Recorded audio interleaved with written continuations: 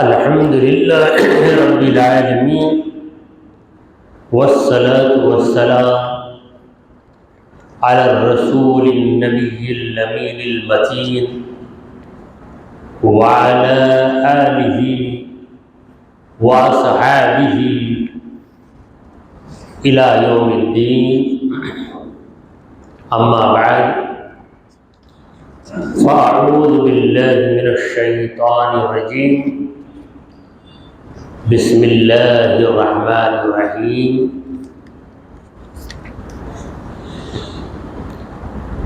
وَلَقَدْ أَرْسَلْنَا نُوحًا إِلَى قَوْمِهِ فقال يا قوم اعبدوا الله ما لكم من إله غيره أفلا تتقون. صدق اللہ مولانا العظیم. حاضرین محفل اور محترم خواتین، السلام علیکم ورحمۃ اللہ وبرکاتہ.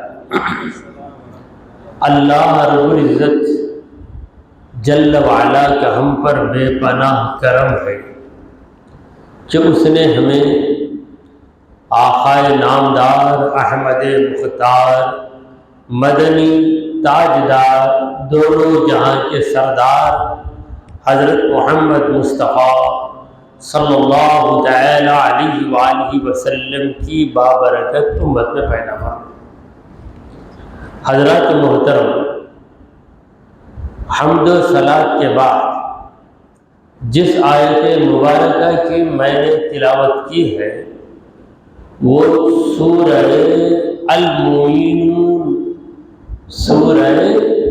المؤمنون کی آیت نمبر 23 ہے، 20 پر 3.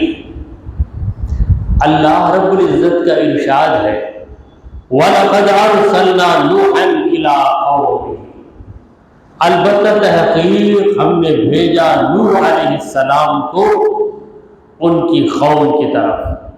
فقال، تو نوح علیہ السلام نے کہا یا قومی، اے میری قوم، اعبدوا اللہ، عبادت کرو اللہ کی، ما لکم من الہ غیرہ، اس کا غیر تمہارا معبود نہیں ہے.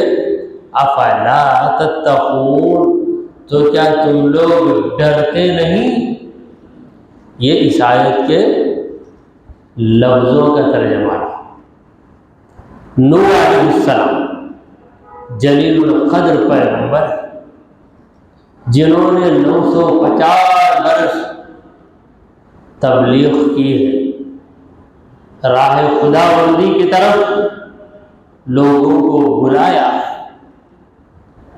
نوح کا لفظ نوحہ سے بنا جس کا مطلب ہے رونا. حضرت نوح علیہ السلام اللہ کی یاد میں بہت روئے تھے اور اپنی قوم کی جو بری حالت تھی اس بری حالت اور قوم کی جو نالائقی تھی اس پر بہت روئے تھے نوح علیہ السلام. اسی لیے ان کا نام ہی نوح یعنی رونے والا پڑ گیا. تو نوح علیہ السلام کو اللہ نے بھیجا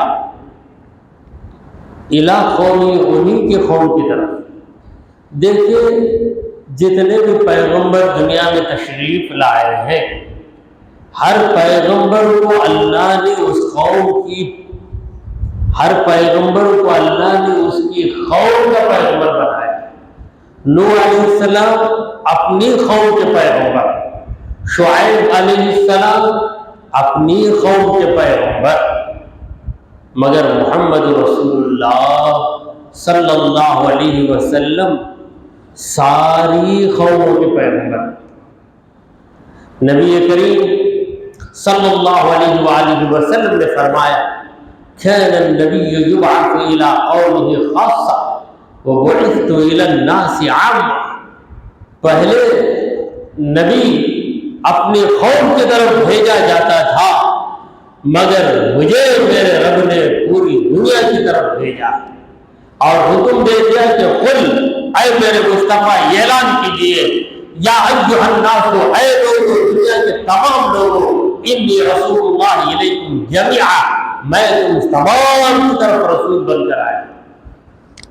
عرب والوں کے بھی حضور رسول ہیں، اور انڈیا والوں کے بھی حضور رسول ہیں، امریکہ والوں کے بھی حضور رسول ہیں، آسٹریلیا والوں کے بھی حضور رسول ہیں۔ گویا ہمارے رسول یونیورسل رسول ہیں، یا بین الاقوامی انٹرنیشنل رسول ہیں ہمارے نبی۔ ہمارے رسول تمام دنیا کے رسول ہیں، انسانوں کے بھی رسول ہیں، جنات کے بھی رسول ہیں۔ نوح علیہ السلام کو اللہ نے ان کی قوم کا رسول بنا کر بھیجا، تو نوح علیہ السلام اپنی قوم کے پاس آئے اور قوم سے خطاب کیا۔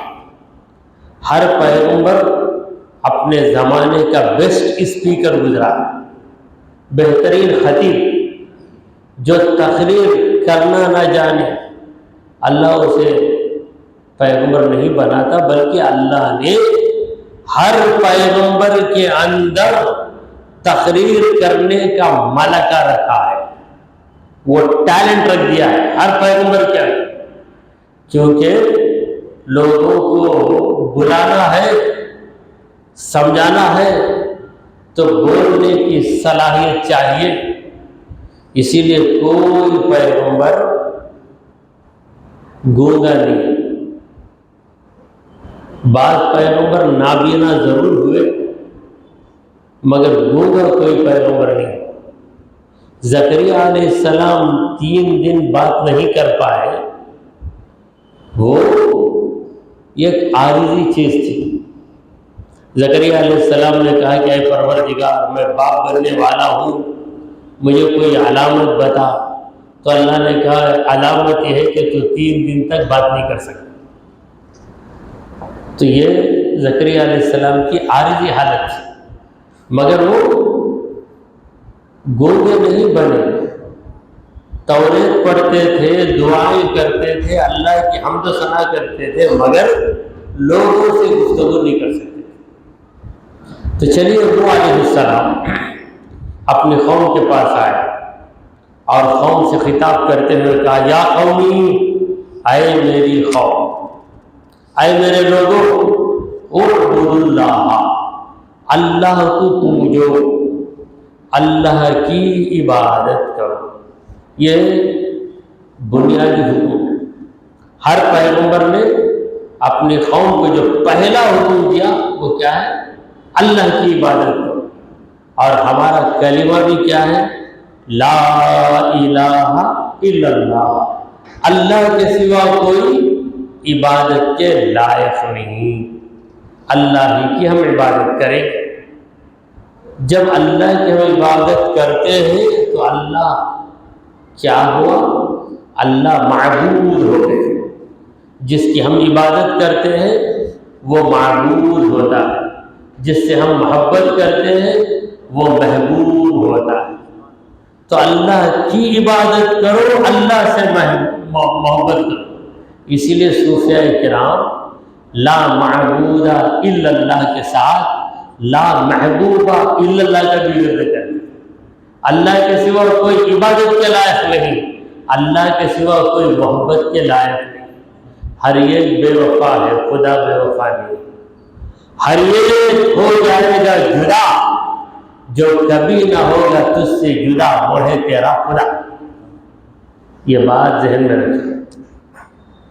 سرکار دو عالم صلی اللہ علیہ وسلم نے فرمایا کہ حبیب حبیبک حبما عسیٰ ان یکون بغیضک یوما، تیرے دوست سے محبت کر مگر اس کی بھی ایک حد رکھ، ہو سکتا ہے کہ آئندہ چل کر وہ تیرا دشمن بن جائے۔ وَأَبْغِضْ بَغِيضَكَ بُغْضًا وَعَسَىٰ أَن يَكُونَ حَبِيبَكَ يَوْمًا، اپنے دشمن سے نفرت بھی ایک حد تک کر، ہو سکتا ہے کہ آئندہ وہی تیرا دوست بن جائے۔ دنیا کی حالت ایسی، دوست دشمن بن جاتا ہے، دشمن دوست بن جاتا ہے، غریب اچانک مالدار بن جاتا ہے، مالدار بالکل کنگال بن جاتا ہے، ایسے ویسے کیسے کیسے ہو گئے، کیسے کیسے ایسے ویسے ہو گئے۔ یہ تو دنیا کا دستور ہے۔ تو نوح علیہ السلام اپنے قوم سے کہتے ہیں اعبدوا اللہ، اللہ کی عبادت کرو۔ یہ وہ پیغام ہے جو ہر نبی کا پیغام ہے، آدم علیہ السلام سے لے کر حضرت محمد مصطفیٰ صلی اللہ تعالی علیہ وآلہ وسلم تک جتنے انبیاء آئے تمام نبیوں کا یہی پیغام رہا کہ اعبدوا اللہ، اعبدوا اللہ، اللہ کی عبادت کرو، اللہ کی عبادت کرو۔ جب اللہ کی عبادت کرو یہ حکم دیا گیا تو لازمی طور پر ایک سوال پیدا ہوتا ہے۔ وہ سوال کیا ہے؟ کیوں اللہ کی عبادت کریں؟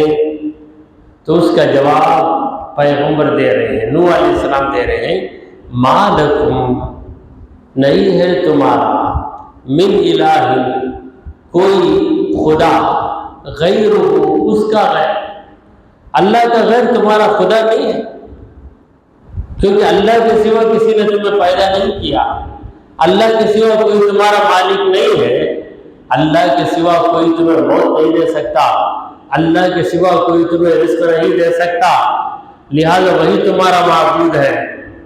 اب تم اسے چھوڑ کر جس کی بھی عبادت کرو گے وہ تمہاری طرح بندہ ہو۔ بندہ بندے کی عبادت کرے یہ بالکل غیر معقول بات ہے۔ بندہ رب کی عبادت کرے، کیوں غیر کے آگے ہاتھ پھیلاتے ہو؟ کیوں غیر کے آگے ہاتھ پھیلاتے ہو؟ بندے ہو اگر رب کے تو رب سے مانگو، بندے ہو اگر رب کے تو رب سے مانگو۔ میں کسی بے نوا سے نہیں مانگ رہا ہوں، میں سب کے حاجت روا سے مانگ رہا ہوں۔ وہ ہے سب کا حاجت روا، وہ نہیں ہے بے نوا۔ تو ہم بے نوا ہیں، بے نواؤں کا خدا نوا ہے، بے سہاروں کا خدا سہارا ہے۔ تو اللہ کے سوا کوئی تمہارا معبود نہیں۔ معبود ہونے کی جو لیاقت ہے وہ صرف اور صرف اللہ تبارک و تعالیٰ کے اندر ہے۔ افلا تتقون، کیا تم لوگ ڈرتے؟ اللہ ناراض ہو جائے گا اگر غیر اللہ کی تم عبادت کرو گے، اللہ ناراض ہو جائے گا اگر غیر اللہ کو تم معبود بنا لو گے، کیا یہ ڈر نہیں ہے تمہارے دلوں میں؟ فقال الملأ الذین کفروا من قومہ، نوح علیہ السلام کے قوم میں جو کافروں کے بڑے بڑے لوگ تھے، سردار، یہ جو سردار ہوتے ہیں بڑے لیڈر، یہی پوری قوم کو گمراہ کرتے ہیں، کیونکہ قوم بکریوں کی طرح ہے اور جو لیڈر بنتا ہے وہ چرواہے کی طرح ہے۔ چرواہا جدھر کھینچتا ہے بکریاں ادھر بھاگ جاتی ہیں، یہی حال لوگوں کا ہے۔ تو جو بڑے بڑے لوگ تھے اس قوم میں، ان لوگوں نے کہا اپنی قوم کو گمراہ کرنے کے لیے، اپنی قوم کو نوح علیہ السلام سے دور کرنے کے لیے انہوں نے کہا ما ھذا، یہ تو کچھ بھی نہیں ہے، کچھ بھی نہیں ہے، الا بشر، یہ انسان ہے۔ نوح علیہ السلام کیا ہے؟ یہ انسان ہے، اور وہ بھی کیسے انسان ہے؟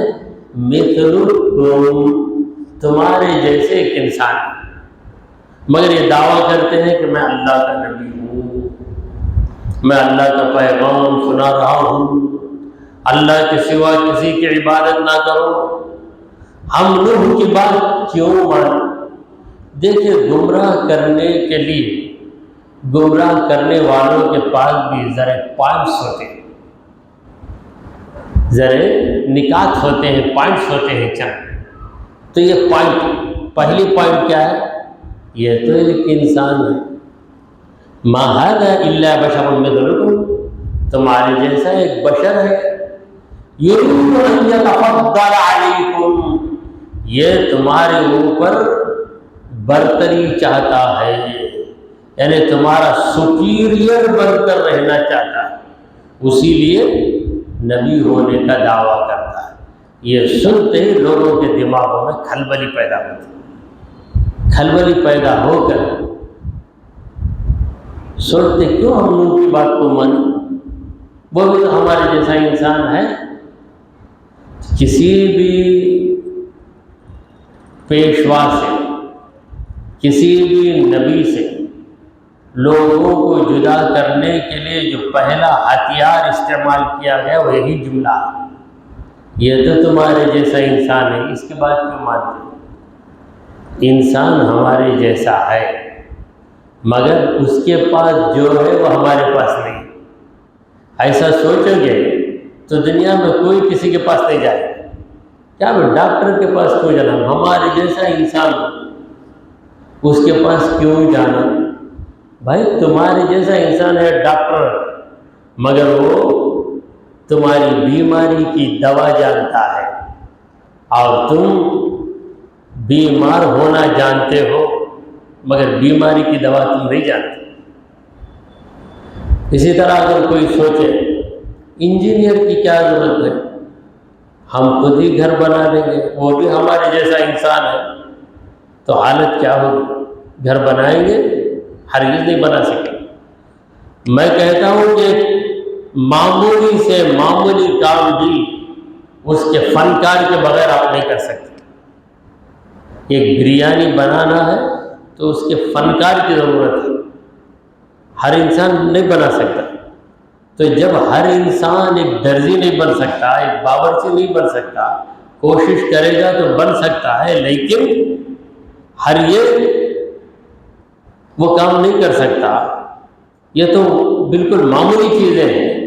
پیغمبر کا منصب تو بہت ہی اعلیٰ، کیا ہر آدمی پیغمبر بن سکتا ہے؟ کیا ہر آدمی نبی بن سکتا ہے؟ ہرگز نہیں بن سکتا۔ خدا نے جسے نبی بنانا چاہا بنا دیا۔ اب دوسروں کی ذمہ داری کیا ہے؟ دوسروں کی ذمہ داری یہ ہے کہ اس نبی کی پیروی کرے، اس نبی کی باتوں کو تسلیم کرے، کیونکہ نبی تم کو خدا کے احکام سناتا ہے، نبی تمہیں بتاتا ہے کہ مرضیات الہیہ کیا ہے اور نامرضیات الہیہ کیا ہے، یعنی اللہ کے لائکس کیا ہیں، ڈس لائکس کیا ہیں، اللہ کی پسندیدہ چیزیں کیا ہیں، اللہ کی ناپسندیدہ چیزیں کیا ہیں۔ یہ کون بتا ہے؟ خدا کے پیغمبر ہی بتاتے ہیں۔ تو ان لوگوں نے حضرت نوح علیہ السلام کو لوگوں کی نگاہوں سے گرانے کے لیے کہا کہ یہ تو بس ایک انسان ہے۔ پھر نوح علیہ السلام کے بارے میں بدگمانی پیدا کرنا، تو بدگمانی پیدا کرنے کے لیے کہا کہ یہ تمہارے اوپر برتری چاہتے ہیں، تم کو غلام بنا لینا چاہتے ہیں۔ وَلَوْ شَاءَ اللَّهُ، اگر اللہ چاہتا لَأَنزَلَ مَلَائِكَةً، چند فرشتوں کو اتار دیتا۔ اگر اللہ کی مرضی ہے نبی بنانا تو چند فرشتوں کو نبی بنا کر بھیج دیتا، یعنی ایک انسان نبی نہیں بن سکتا۔ ان لوگوں کے غلط قاعدوں کو رکھ کر لوگوں کو بھٹکا رہے۔ پہلا قاعدہ کیا ہے؟ یہ تو ایک بشر ہے، ایک انسان ہے۔ دوسرا، یہ تمہارے اوپر حکومت کرنا چاہتے ہیں۔ اور تیسری چیز کیا ہے؟ ویسے بھی خدا کو منظور ہوتا نبی کو بھیجنا تو فرشتے کو نبی بنا دیتا۔ پھر ان لوگوں نے کہا، یعنی لوگوں کو گمراہ کرنے کے لیے قوم کے سرداروں نے کہا، ما سمعنا بہذا فی آبائنا الاولین، ہمارے اگلے باپ دادا جو گزرے ہیں ان میں ہم نے کسی کو نبی ہونے کا دعویٰ کرتے ہوئے نہیں سنا۔ پرانے لوگوں یعنی نوح علیہ السلام کے زمانے کے جو لوگ تھے وہی بہت پرانے ہیں ہمارے لیے، مگر ان کے لیے ان سے پہلے کے لوگ پرانے تھے۔ ہمارے لیے ہمارے دادا جان بزرگ ہیں، ہم ہمارے پوتے کے لیے بزرگ ہو جائیں۔ تو نوح علیہ السلام کے قوم کے سرداروں نے کہا کہ کتنے پرانے لوگ گزرے ہیں، کسی کے اندر ہم نے ایسی بات نہیں سنی، ہم برسوں سے بت پرستی کر رہے ہیں، برسوں سے ہم ایک طریقے پر قائم ہیں، لیکن آج یہ نوجوان نکل کر ہم کو کہہ رہا ہے کہ تم اس رب کی عبادت کرو جس نے تمہیں پیدا کیا۔ ایک نئی بات ہے، ان هو الا رجل به جنہ۔ دیکھو یہ ایک ایسا آدمی ہے جس پر دیوانہ پن طاری ہو گیا، ایک دیوانہ۔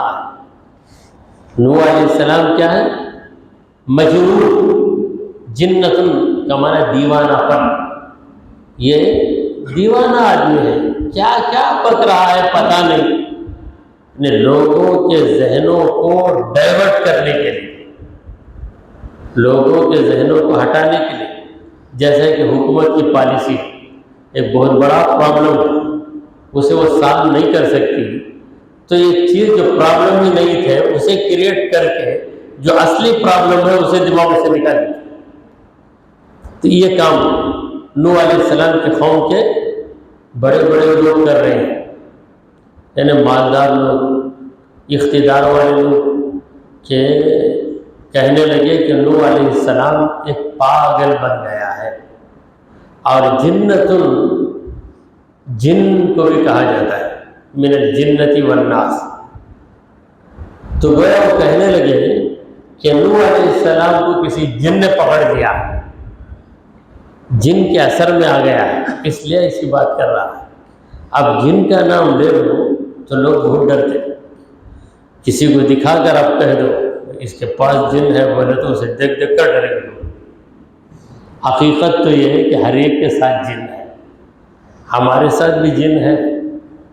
سرکار دو عالم صلی اللہ علیہ وآلہ وسلم فرماتے ہیں، ما من مولود الا ویولد معہ شیطان، جو بھی بچہ پیدا ہوتا ہے اس بچے کے ساتھ ایک شیطان پیدا ہوتا ہے۔ شیطان کیا ہے؟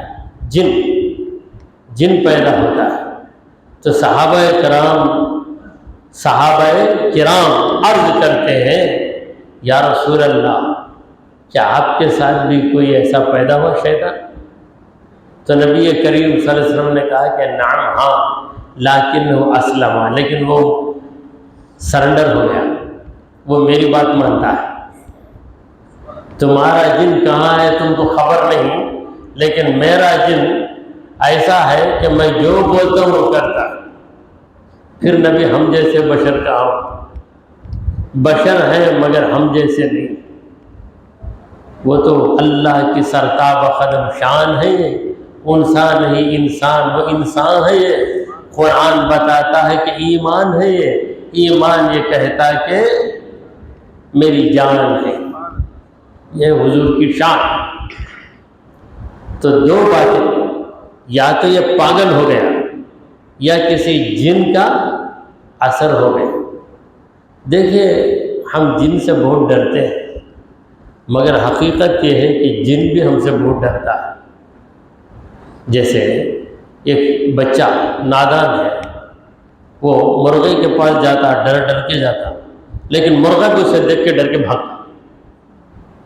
بچے کی بات ہے، بہت سے بڑے لوگ ہیں مرغے کو دیکھیں گے تو ڈریں گے، ڈر کے کھڑے رہیں گے، ڈر کے جو حرکت کرتے ان کی حرکت کو دیکھ کر مرغہ بھاگتا، کیونکہ اس کے دل میں ان کا ڈر، مرغے کے دل میں انسان کا ڈر، انسان کے دل میں مرغے کا ڈر۔ یہی حال ہے، انسان جن سے ڈرتا، جن بھی انسان سے ڈرتا ہے۔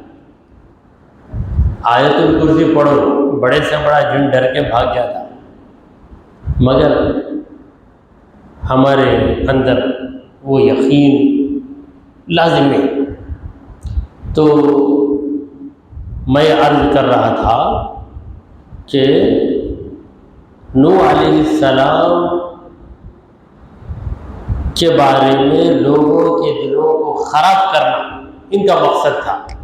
کہنے لگے کہ نوح کو پگلا پن ہو گیا، یعنی یہ کہ میڈ مین، یہ کراک ہے، دیوانہ ہے. دوسری بات جن کا اثر ہو گیا ہے. فتربصوا به، ذرا غور کرتے رہو، چند دن تک دیکھو اس کی حالت. حتی حین، ایک مدت تک دیکھو، بعد میں پتہ چل جائے گا کہ یہ پاگل ہے. یعنی جب اس کا علاج ہوگا تب معلوم ہو جائے گا کہ یہ پاگل تھا، یا اس کے جن کو اتار دو تب پتہ چلے گا کہ جن کی وجہ سے ایسی باتیں کر رہا تھا. کیونکہ لوگوں میں چند سنجیدہ لوگ بھی ہوتے ہیں. وہ سنجیدہ لوگوں نے کہا کہ نوح کے اخلاق کو ہم نے دیکھا ہے، وہ تو ایک بہترین نوجوان ہے، وہ کسی کو دغا نہیں دیتا، کوئی غلط کام نہیں کرتا، اس کے مزاج کے اندر سادگی ہے، وہ کبھی تکبر کرنے والا نہیں ہے. وہ اگر یہ دعویٰ کر رہا ہے تو اس کا دعویٰ صحیح ہو سکتا ہے. تو چند لوگوں نے جب ایسا کہا تو ان کی بات کو الٹ پلٹ کرنے کے لیے، نہیں بھائی اچھا بچہ چنے، مگر کیا کرنا، جن چڑھ گیا اس کے اوپر، اس واسطے ایسی باتیں کر رہا ہے. اچھا ہی نوجوان ہے مگر دماغ خراب ہو گیا ہے، پاگل ہو گیا ہے. اس طریقے سے باتیں کر کے لوگوں کو نوح علیہ السلام سے ہٹانے کی سازش کی. قوم کے سرداروں قال، تو نوح علیہ السلام نے کہا ربی، میرے پروردگار، اب میں کیا کہوں، یہ لوگ اس طرح بہکا رہے ہیں، کوئی مجھ سے ملنا بھی چاہتا ہے تو اسے ملنے نہیں دیتے، اس کے دماغ کو الٹ دیتے ہیں. انصرنی، میرے مولا تو میری مدد کر، جب تک تو میری مدد نہیں کرے گا کچھ ہو نہیں سکتا. بما کذبون، ان لوگوں نے جو مجھے جھٹلا دیا ہے اس کی وجہ سے میں تنگ آ گیا ہوں. اے پروردگار میری مدد کر تاکہ یہ لوگ کمزور ہو جائیں. اے پروردگار مدد کر تاکہ ان کی باتوں میں اثر نہ رہے. مدد کر تاکہ ان کی زبانیں بند ہو جائیں. تو نوح علیہ السلام اس طرح پریشان ہو گئے. پھر اس کے بعد کیا ہوا انشاءاللہ آئندہ محفل میں ہم عرض کریں گے. اب درس حدیث کے سلسلے کو شروع کریں اور چند ایک حدیثیں آپ کے سامنے عرض کرنے کی سعادت حاصل کی جا رہی ہے. یہ جو حدیث میں آپ کے سامنے عرض کر رہا ہوں اس کو امام ابن ابو الدنیا، امام کا نام کیا ہے؟ ابن ابو الدنیا ہے ان کا نام. وہ اس حدیث کو اپنی کتاب میں نقل کرتے ہیں. اتن نبی رجل، نبی کریم صلی اللہ علیہ وسلم کے پاس ایک شخص آیا. فقال، آ کر اس شخص نے کہا یا رسول اللہ، اے اللہ کے رسول، من ازہد الناس، لوگوں میں بڑا زاہد کون ہے؟ زاہد کون ہے؟ اللہ والا، جس کے دل میں دنیا کی محبت بالکل نہ ہو اسے کہتے ہیں زاہد. اور جو خدا کی عبادت میں مشغول ہو جائے اسے کہتے ہیں عابد. عابد زاہد. جو زاہد نہیں وہ صحیح عابد نہیں بن سکتا. جو صحیح عابد بن گیا لازمی طور پر وہ زاہد بھی رہے گا. تو بڑا زاہد کون ہے؟ سرکار دو عالم صلی اللہ علیہ وسلم نے جواب دیا. حضور کے جواب کے مل جانے کے بعد ہمیں کسی اور جواب کی ضرورت ہی نہیں. حضور کی نصیحت کے مل جانے کے بعد ہمیں کسی اور نصیحت کی بالکل ضرورت ہی نہیں. سرکار دو عالم صلی اللہ علیہ وسلم جو بھی بات کہہ دیتے ہیں وہ بات اتنی مکمل ہوتی ہے کہ اس کے بعد کسی دوسری بات کو اس میں جوڑنے یا شامل کرنے کی بالکل ضرورت نہیں. سرکار دو عالم صلی اللہ علیہ وسلم نے فرمایا من لم ینسل قبر والبلا، وہی شخص زاہد ہے جو کبھی اپنی خبر کو نہیں بھولتا، ہمیشہ یاد رکھتا ہے کہ میری بھی خبر بننے والی ہے. والبلا، ہڈیوں کے گل جانے کو بھی نہیں بھولتا، میری ہڈیاں گل جائیں گی، مٹی میں مل جائیں گی، میرا جسم مٹی کے حوالے ہو جائے گا، میری خبر ایک نہ ایک دن تیار کی جائے گی. اسے یاد رکھنے والا زاہد، جو اپنی خبر کو بھول گیا وہ زاہد نہیں ہو سکتا. وَتَرَكَ فَضْلَ زِینَةِ الدُّنْیَا، دنیا کی زینتیں جو ہیں ان میں فضول چیزوں کو چھوڑ، دنیا میں ضرورت بھر لے لیتا ہے، ضرورت سے زائد چیزوں کو چھوڑ دیتا ہے.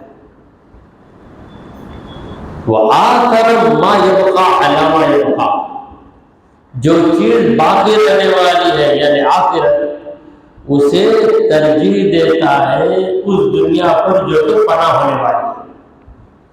یعنی دنیا کا فائدہ آخرت کا فائدہ دونوں ٹکراتے ہیں. دنیا کے فائدے کو حاصل کرے گا، آخرت کا فائدہ جائے گا. تو ایسی صورت میں وہ دنیا کے فائدے کو قربان کر دیتا ہے، آخرت کے فائدے کو اپنا لیتا ہے. یہ آدمی زاہد ہے. وَلَمْ يَعُدَّ غَدًا مِنْ أَيَّامِهِ، آنے والے کل کو اپنی زندگی کے دنوں میں شامل نہیں کرتا. مطلب یہ ہے کہ جس دن وہ ہے سمجھتا ہے کہ میری زندگی کا آخری دن ہے، آج ہفتہ ہے، شاید ہفتہ میری زندگی کا آخری دن ہے، اتوار کا دن مجھے شاید ملے یا نہ بھی ملے. کتنے لوگ ہیں رات کو سوتے ہیں، ابدی نیند سو جاتے ہیں، صبح جاگتے ہی نہیں. تو اس لیے ہمیشہ یہ سوچتا رہتا ہے کہ یہ نماز میری آخری نماز ہے، یہ دن میری زندگی کا آخری دن ہے. وعد نفسه من الموتى، اور خود کو مردوں میں شامل کرتا ہے. یعنی کہتا ہے کہ میں تو زندہ ہوں مگر ایک نہ ایک دن مردہ بننے والا ہوں. کیوں نہ یہ سوچ لوں کہ میں ابھی مردہ بن گیا تاکہ میں اس دنیا کی رنگینیوں میں کھو نہ جاؤں. تو یہ خصلتیں جس کے اندر ہوں گی وہ کیا ہے؟ وہی زاہد ہے، بندہ زاہد ہے. ایک اور حدیث سن لیجیے.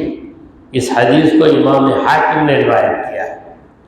اللہ کے پیارے نبی محمد عربی صلی اللہ تعالی علیہ وآلہ وسلم نے ارشاد فرمایا انما مثل العبد المؤمن حين يصيب الوعك والحمى كحديدة تدخل النار.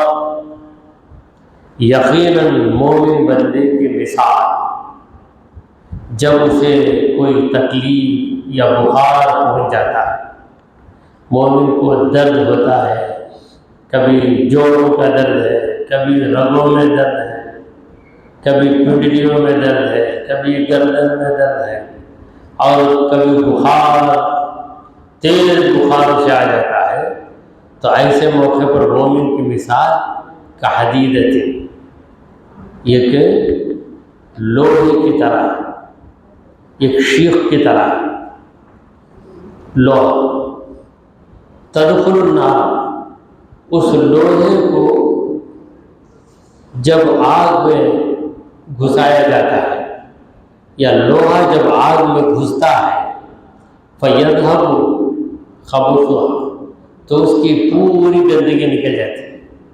لوہے کے اوپر زنگ بھی آ جاتا، دھول بھی جم جاتی، اسے پاک کرنے کا طریقہ کیا ہے؟ آگ میں رکھو، آگ میں رکھ کے جتنا جلتا ہے اس کے بعد نکالو تو یہ لوہا چمکنے لگتا ہے، وَيَبْقَى طِيبُهَا، اس کی پاکی باقی رہ جاتی ہے، گندگی دور ہو جاتی ہے۔ اسی طرح ایک مومن گناہوں کی وجہ سے گندا ہو جاتا ہے،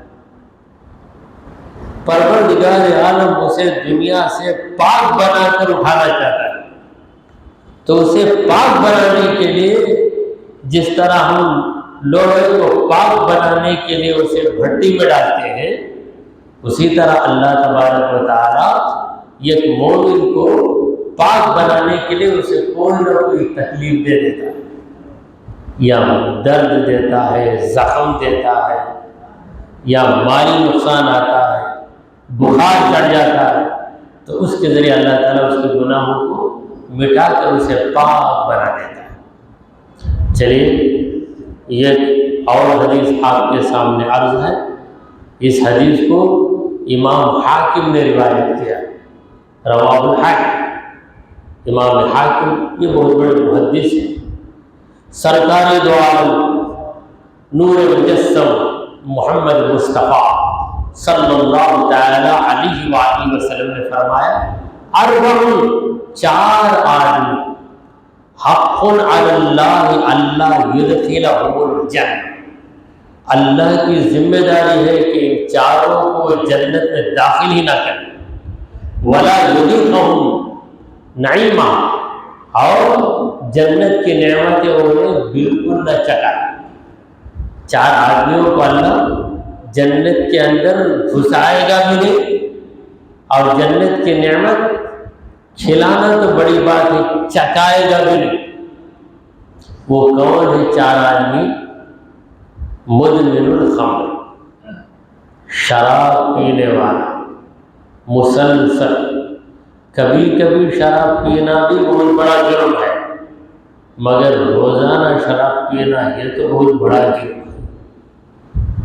کبھی کبھی پینے والا اگر اس کو سمجھاؤ تو سمجھنے کی امید ہے، مگر جو روزانہ پیتا ہے، جس طرح پانی پیے بغیر ہم نہیں رہ سکتے، یہ جو پیوٹ ہے، شرابی، یہاں کی زبان میں اسے کہتے ہیں پیوٹ، اور دوسری زبان بھی ہے یہاں پر، شراب پی کر آیا نہیں بولے، ٹانک ڈال لے کر آیا بولے، اس کے حق میں وہ ٹانک ہے، وہ سمجھتا ہے ویسا۔